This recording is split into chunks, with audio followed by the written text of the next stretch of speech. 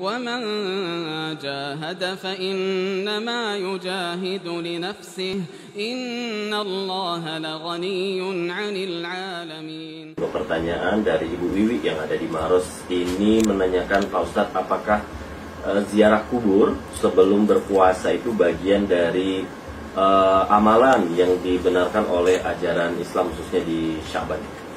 Ya, pertanyaan yang baik ya dari Ibu Wiwi. Nah, ini menunjukkan keseriusan untuk mengetahui hal yang baik. Ya, sebab memang Nabi SAW telah memberikan tuntunannya, man amila amalan laisa alaihi amruna fahuwa raddun. Siapa yang beramal dengan sebuah amalan tidak dibangun di atas tuntunan kami, maka amalan tersebut itu akan tertolak. Dan bukan itu saja masalahnya.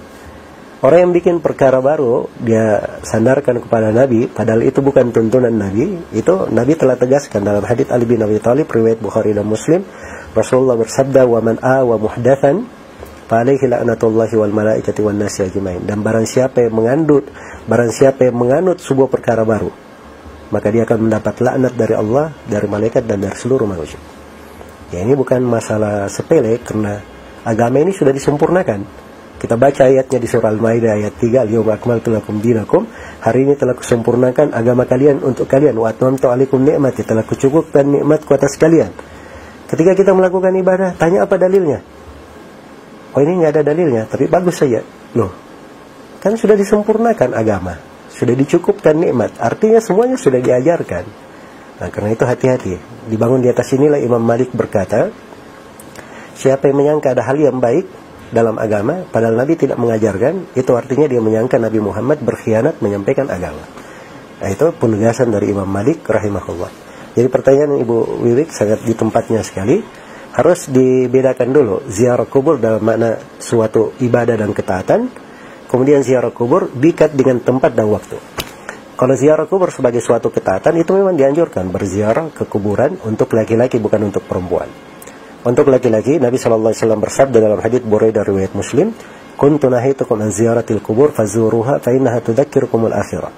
Dulu aku melarang kalian dari berziarah di kuburan, maka sekarang silahkan kalian berziarah, kata Nabi.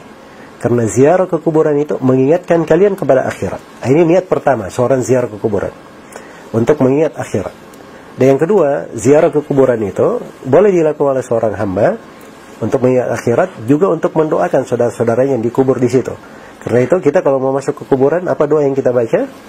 Assalamualaikum ya ahlad diyar minal muslimina wal muslimat atau minal mu'minina wal mu'minat wa inna insyaallahu ta'ala bikum lahikun nas'alullaha lana wa lakumul afiyah. Ini kan doa untuk siapa yang dikuburkan di situ. Maka dia kalau dalam ibadah itu nggak ada masalah. Tapi kalau perempuan itu dilarang berziarah ke kuburan, karena Nabi SAW bersabda, la'anallahu za'iratil kubur. Allah melaknat perempuan-perempuan yang berziarah ke kuburan. Ini hadits Nabi ya, bukan saya mengucapkannya. Kadang ada pula yang marah ke saya, kok dilarang ziarah kuburan, Ustaz? Saya hanya membacakan hadits Rasulullah SAW. Kenapa dilarang perempuan? Karena dikatakan oleh para ulama hatinya itu lemah. Kadang dia bisa berbuat sesuatu yang nggak baik di situ. Dan asalnya perempuan itu dia berada di rumahnya. Ya, banyak hal ibadah yang baik bermanfaat dilakukan di rumahnya. Kalau sekarang diikat dengan tempat dan waktu, ini kan perlu dalil khusus. Karena apa dalilnya? Setiap kali mau masuk Ramadan kita pergi ziarah kuburan. Ya. Kasihan juga kalau misalnya ziarah ke kuburan itu mengingat akhirat nanti sebelum Ramadan saja. Padahal kita perlu mengingat akhirat di segala waktu. Kalau ingin mendoakan keluarga kita, kasihan juga keluarga kita yang dikubur itu. Masa didoakan sekali setahun saja? Ya, harusnya didoakan setiap saat. Dan ada tempat yang lebih mustajabah sebenarnya kalau ingin mendoakan. Tidak perlu datang kuburan. Doakan di dalam sholat ketika sujud. Doakan dalam sholat sebelum kita salam.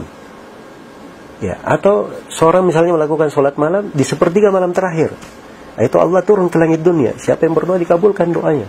Nah, ini tempat mustajabah. Disitulah kita sebagai anak misalnya kepada orang kita yang sudah meninggal, kepada kerabat kita yang kita cintai, yang kita sayangi.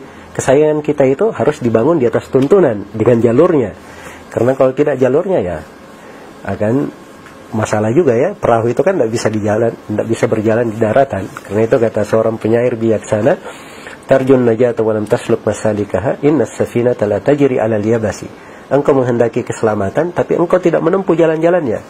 Perahu itu tidak ada yang berjalan di daratan. Jadi semuanya harus dengan jalurnya, harus sesuai dengan tuntunan Nabi SAW. Semoga Allah Subhanahu wa taala merahmati seluruh dari keluarga kita, kaum muslimin dan muslimat yang telah mendahului kita, dan semoga Allah Subhanahu wa taala selalu mengampuni dari dosa dan kesalahan kita semua dan memudahkan kita untuk selalu dekat dan taat kepada Allah. Wallahu taala.